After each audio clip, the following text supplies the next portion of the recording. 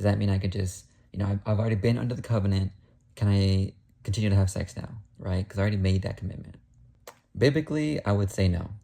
I think it's clear that once that covenant ends with the person that you have made under the Lord, either through death or divorce or separation, Paul actually tells us this in 1 Corinthians 7, where he's talking to widows, particularly widows. He says, if you can stay single, that's fine.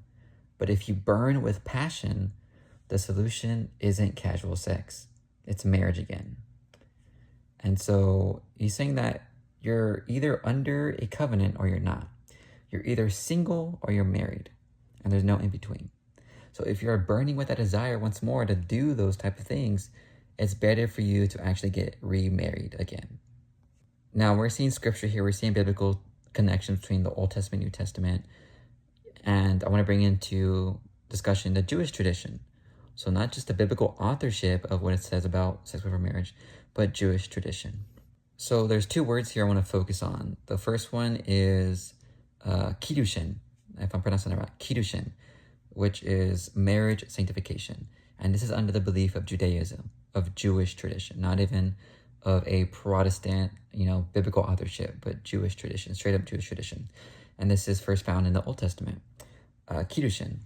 And another word is zinut, which is immorality or sin. And so since the very beginning, any sex outside of this covenant was called zinut, immorality.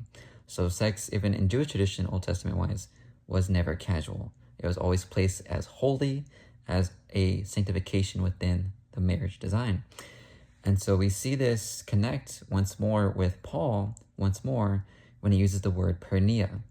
And so the Jewish listeners of this time in the New Testament would understand and make the connection of kiddushin and zinut as the word porneia, meaning sexual immorality.